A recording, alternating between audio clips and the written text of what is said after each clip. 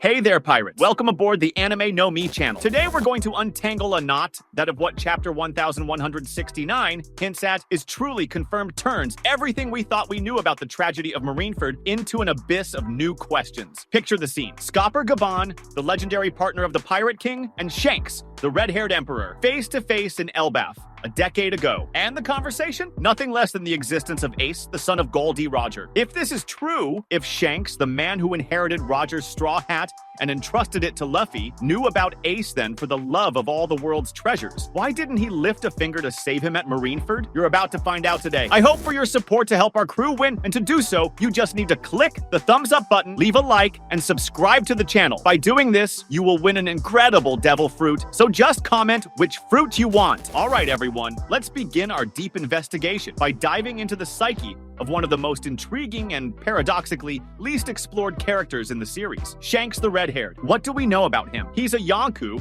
one of the 4 emperors of the sea with overwhelming power, monstrous haki, and an elite crew. He stopped Kaido from going to Marineford. He ended the war with a single move. Above all else, he's a man of peace, who only fights when honor is on the line or when his friends are threatened. His philosophy seems centered on maintaining a certain balance in the world, avoiding unnecessary wars and betting on the next generation of pirates. He is Luffy's indirect mentor, the man who inspired him to become a pirate. But here lies the first and most crucial paradox. If he values peace and balance so deeply, and if he cares so much about his friends, as proven when he lost an arm for Luffy, why didn't he intervene to save Ace, the son of his captain, whom he supposedly knew and may have even felt affection for, or a sense of responsibility toward? The image we have of Shanks so far is of someone who acts with purpose, with a gaze that sees beyond the immediate, someone capable of foreseeing the waves of events his actions might unleash. His intervention at Marineford, when it finally happened, was to stop the war, not to win it. He arrived after Ace's death, after Whitebeard's death, when chaos was at its peak and the losses were already irreversible. His stance was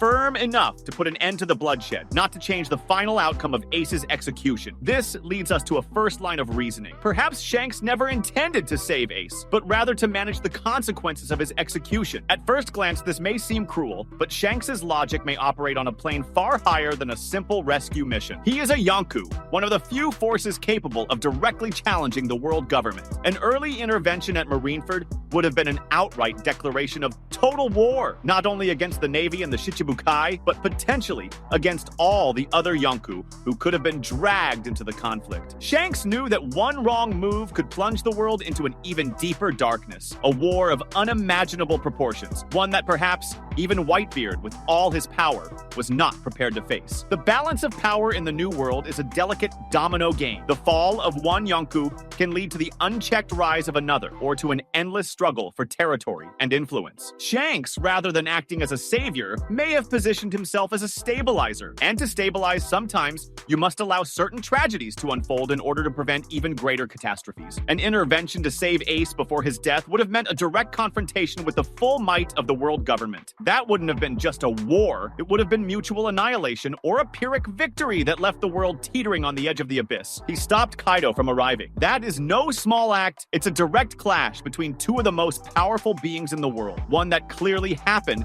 before Shanks reached Marineford. This alone tells us that Shanks was acting, but his actions were preventive, meant to contain the disaster, not to stop the execution itself. He was playing a game of chess on a global scale, while Whitebeard was locked in a furious game of checkers. Perhaps the Ace piece was a necessary sacrifice for the final checkmate. Now, let's get to the cherry on top, the bombshell that chapter 1169 dropped on us. The meeting between Shanks and Skopper Gaban in Elbaf 10 years earlier, where they discussed Ace. This is no small detail, my friends. This is a bomb. It means Shanks didn't just know about Ace's existence. He likely had detailed information about him. Perhaps even about Roger's will regarding his son. Gaban, a member of the Pirate King's crew, would certainly have a unique perspective on Roger's legacy and the fate of his child. More than anyone, he would understand the weight that the name Gol D. Roger could place on Ace's shoulders. Roger, in his brilliance and foresight, likely anticipated that his son would be hunted and that his very existence could become a catalyst for future events. He entrusted Ace to Garp, a Marine, which in itself is a massive paradox. Roger wanted his son to be free, to live without the burden of his name. Could Shanks, knowing all this, have been honoring a last wish or an unspoken understanding he had with Roger? Roger? Not directly, perhaps, but indirectly. If Roger wanted Ace to live his own life far from the shadow of the Pirate King, then any direct intervention by Shanks to save Ace because he was Roger's son might, in a way, go against the very freedom Roger wished for him. Imagine the conversation between Gavin and Shanks. Gavin, carrying the wisdom of age and the experience of having sailed with the greatest pirate of all time, could have conveyed to Shanks the full complexity of Ace's situation. He wasn't just our captain's son, but a dangerous symbol to the world government and an unpredictable catalyst for the next era. Perhaps Gavin even warned Shanks about the dangers of direct intervention,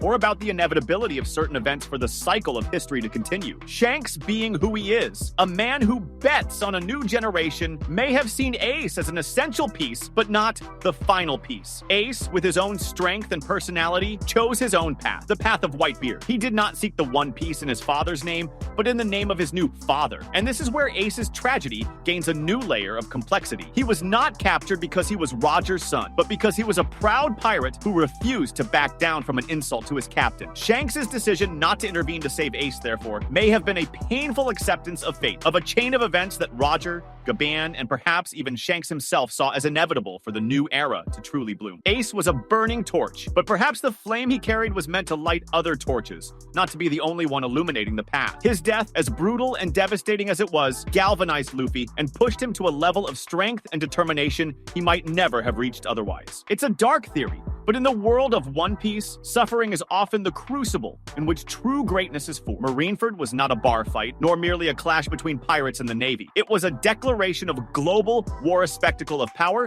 staged by the world government to reaffirm its supremacy and crush any hope of a new era tied to Roger. Ace's execution was the centerpiece of that show of force, a bloody warning to the world. For Shanks to have intervened before Ace's death, he would have needed to arrive much earlier. We're talking about a scenario where he not only stops Kaido, but also reaches Marineford in record time before Whitebeard even arrives, or before Luffy and the Impel Down escape. That raises serious logistical questions for a pirate, even a Yonkou. But let's set logistics aside for a moment and focus on strategy. If Shanks had arrived alongside Whitebeard or before him, what would the outcome have been? 2 Yonkou against the Navy and the Shichibukai? It would have been an unprecedented battle, yes, but not necessarily a guaranteed victory for the pirates. The Navy had its full force. The 3 admirals, the fleet admiral, legendary vice admirals, and the Shichibukai. Adding Shanks and his crew would certainly increase pirate firepower, but it would also raise the stakes to the level of mutual annihilation. Shanks, with his strategic vision, must have calculated the odds. He is a man who stopped a war with his mere presence, but he did so after both sides were exhausted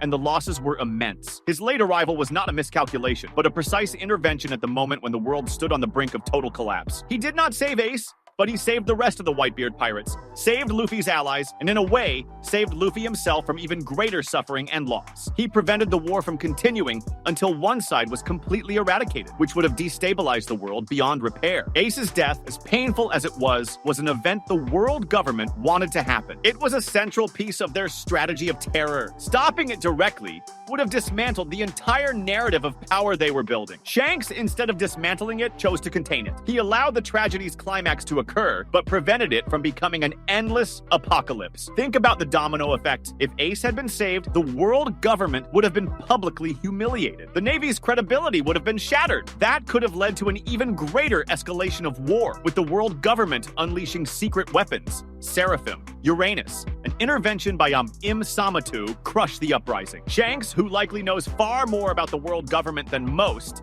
may have understood that forcing their hand would unleash something far worse. The complexity of Marineford did not allow for a simple, happy ending. It was a brutal crossroads. Shanks, as a master strategist, chose the path that, while painful, minimized overall damage to the world, and crucially, preserved the chance for the new era he was betting on through Luffy to truly flourish. He did not save Ace, but perhaps he saved the world from an even darker fate. A fate where the light of hope for Luffy's future might have been completely extinguished. That was today's content. We hope you liked it and want to share your opinion on the subject. Don't forget to share the video, give it a thumbs up, and I'll see you in the next video. Take care and stay amazing.